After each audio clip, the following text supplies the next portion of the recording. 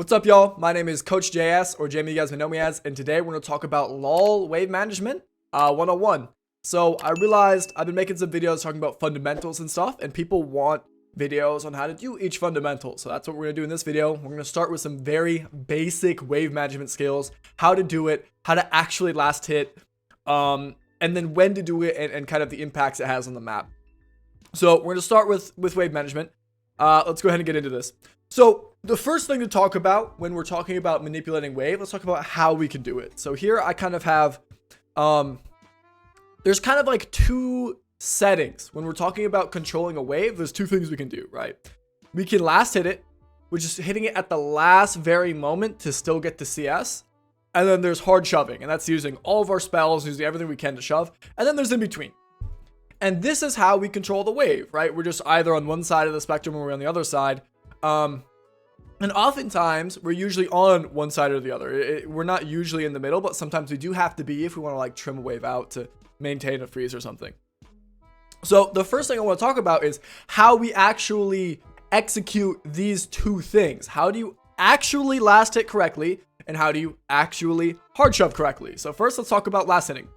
Now, a lot of people, and the very beginning way that people last hit is, we'll have a minion HP bar like this, right? And let's say you're in the game a little bit, you're level 6, you have some items. Let's say you're playing an AD champion and your auto attack can kill the minion from here.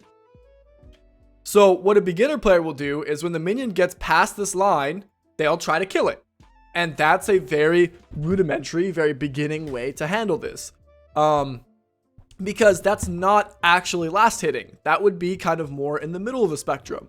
You're getting the last hit for you, but if you weren't there, you're kind of decreasing this minion's lifetime for a long time, so you're increasing how hard you push.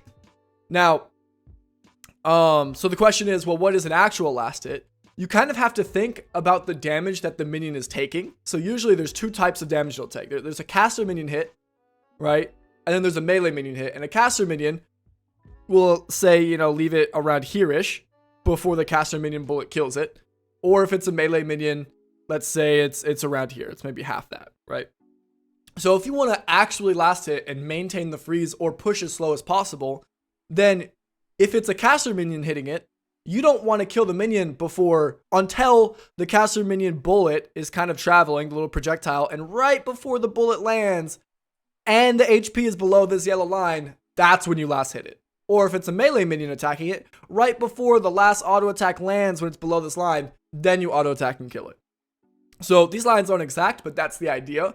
You want to kind of track the damage going into the minion, and if you're trying to last hit it, you want to kill it right before that last instance of damage kills it. Now, the purpose we do this is it allows you to create slow pushes. It allows you to freeze with less minions, and very generally, it's just good to be able to handle this, right? So that's how you last hit as far this way on the spectrum.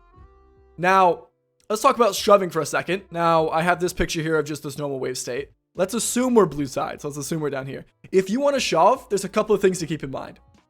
If you're trying to shove because you're trying to move to a fight or anything, worry about the speed of the shove first and then last hitting, right? If it's really important you get this wave under because you need to get it back or you need to roam or whatever, missing one or two minions in exchange for the speed of crashing this is okay. So if you're trying to shove, let's shove.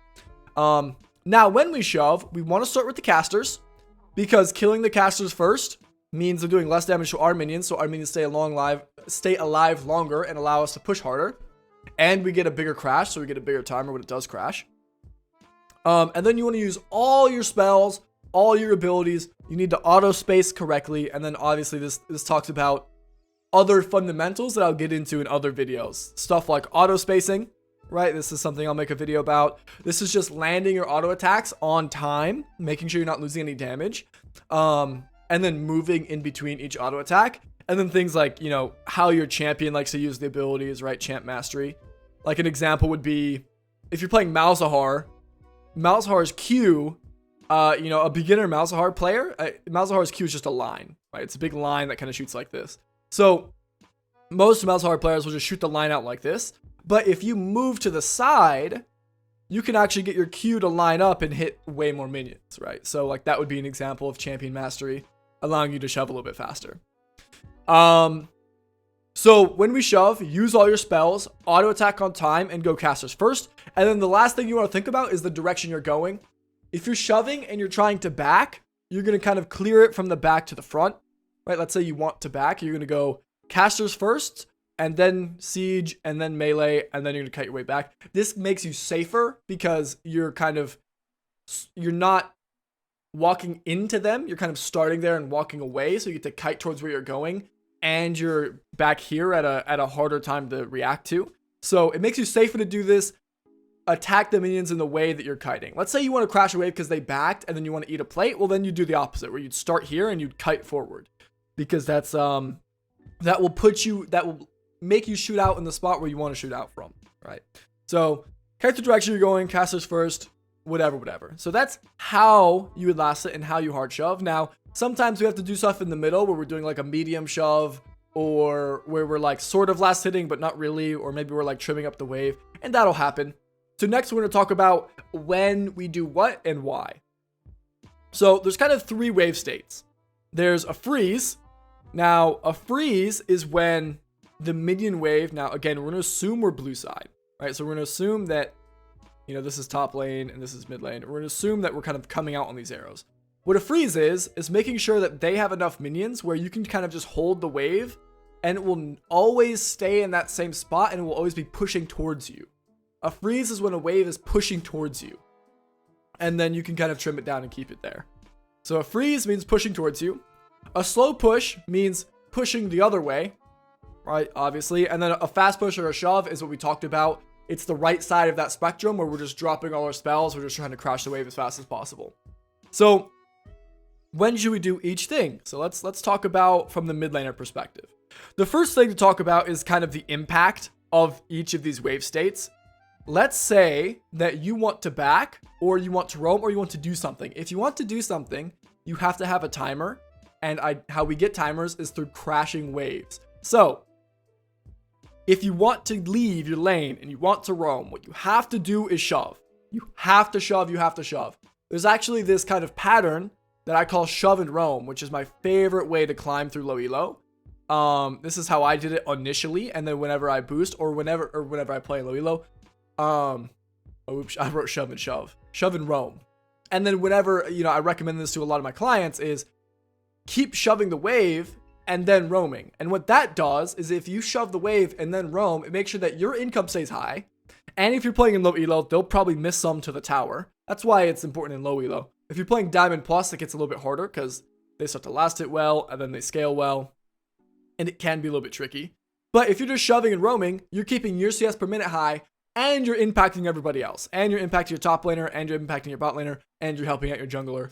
So shoving and roaming just allows you to keep high income and impact the whole map consistently without losing anything.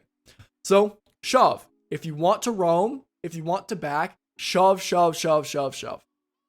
So when do you freeze? Now let's say we're blue side still, and we have a freeze here. Now what this does is it means if they want to walk up to CS, if they want to walk up like this, we get to trade with them. Or if we would kill them because they're in kill range, we have kill threat, then they can't step up and they just lose the minions. So freezing is a very good way to force trades, to force interaction. And it's a very good way to kind of win the 1v1, right? So if you're winning the 1v1 and you want to force that 1v1 to happen, or you want to force your snowball, you want to force a snowball and you want to keep winning this 1v1, that's when you create the freeze. But what the freeze does is it gives them access to the map. So, a lot of times people will freeze into like a Katarina, and the Katarina will go bot lane and get a triple kill. And they're like, oh, why did my bot lane die? And it's like, no, you gave them the opportunity by freezing there, right? Of course you beat Katarina in the 1v1, but you cannot allow her to roam because that's what she really wants to do. So against Katarina, we just have to keep her shoved under. So if she does leave, she loses so much XP and so much gold and so many plates and so much everything that you can still handle that. So freezing is really, really good for the 1v1. Shoving is really, really good for the team pressure. That's probably the simplest way to think about it. Team pressure, and then whenever you want a timer. Team pressure plus timer. Now, so when do we slow push? Slow pushing is really, really helpful, especially early game when minions, where you don't have the power to shove very quickly, and minions provide a lot of safety. So there is safety in a slow push, and if you build up more than one wave when you crash the wave, you have a bigger timer. So let's say, I don't know, let's say a wave is bouncing back. This is a very common pattern where a mage will crash an early wave into an assassin, and then on the bounced wave, the assassin will be able to walk up into this because it's a slow push. Now, on the slow push, you can still force the interaction similar to a freeze, but it's still going towards them. So you can force the interaction, you can still trade them, you can step up with the wave, but if they don't step up and you end up crashing that wave, you get a really big timer because 2 or 3 waves are going to crash. So that's kind of the pressure that each wave state creates. You know, you can think about them as, you know, this is denying my opponent, this is helping my team, whatever. One thing that I want to bring up before we wrap this video up about this fundamental is how to actually freeze and what do you need to freeze. So you can always think about freezing as a spectrum, and that's why I included top lane in this little diagram, because it's a little bit different top lane because the lane is longer, right? The minions walk on this line, which is longer than this line. So mid and top's a little bit different. Bot lane is just like top lane. So in the middle, if you want the wave to freeze, again, a freeze is when it's coming to you. So if we're blue side, we want the wave to come this way. If it's in the middle, you just need a little bit of a minion advantage, right? You need, for the minions to come at you, let's say, you know, you need, I'd say half a minion, right? If you have extra HP on your minions or you're up a minion, it'll start to come towards you. As it gets closer to your tower, you need more and more minion advantage, right? So here, you need like a minion, right? And then here, you need like 3 minions. You need like 3 or 4 minions when it's super close to your tower, right? 3 or 4 extra minions plus 3 or 4. And then it kind of goes the other way, the opposite direction, right? So if we go here, you would need -1 minion, right? So you could actually have an extra minion and it will still push back towards you, right? Or if you have a wave at their tower, but it only has 2 minions, it'll still come back towards you, right? So, or you have an advantage of 2 minions, it'll still come back towards you. So this is how you can kind of think about freezing and how to do it. Very generally, if it's in the middle, you just need 1 or 2 minions. If it's towards your tower, you need 3 or 4 in mid lane. Top lane, very, very similar idea. It's just the numbers, since it's longer. First of all, you cannot freeze if the melee minions run into the tower. So you have to have the freeze a little bit further out. So you'd have to have it like here. And if it's here, you would need 4 full HP minions. So I always say 4 to 5 if you want to maintain a big freeze here. So keeping 4 to 5 minions. And then as you get closer to the middle, again, same thing here, where if it's in the middle, you only need, you know, 1 or even half of 1, right? You need some sort of advantage, even if it's very, very small. And then in the middle, it's somewhere in the middle, right? Plus 2.5. And it's the same thing, right? So that's the idea of freezing. Again, make sure when you're freezing that the minions are not landing. The melee minions aren't walking to tower range because that will break your freeze. Another general rule when you're freezing is clear the melee minions. Melee minions often have weird behaviors with where they walk and how they target. And so you want to line up the melee minions with this. And then if you have to clear minions and if you want to trim the wave, that's what we call this, trimming the wave down to this number so the wave isn't too big, then you can trim the melee minions first and keep the casters for as long as possible. Now, one thing that's also important to note is it's a lot easier to maintain a freeze and a lot more consistent with more minions. So if you have more than what's listed, that can be good. Just make sure that if you are trying to freeze, that they don't have the strength to walk up in that wave and crash it on top of you. Because again, minions provide safety, especially early game, especially pre-6. Minions are super, super strong.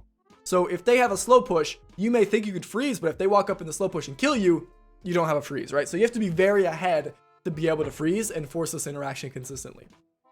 But this is how you freeze. These are some general rules, some general tips. And these different wave states, just be aware of the pressure they create.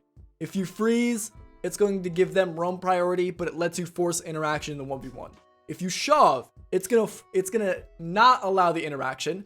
they're going to get to CS for free, but then you'll get roam prio and you get to roam and help your team. So you can kind of think about what does the team need at any given moment. And then we get into a conversation about tempo. This is another video idea that I'll probably make at some point. Like when our team is shoving, we want to also shove so we can make a play happen with them, right? If bot lane shoving and mid lane shoving, you guys can get dragon for free. If my team is in base, then I'm going to freeze, because if I'm shoving while everybody's in base, hey, let me just draw this out a little bit.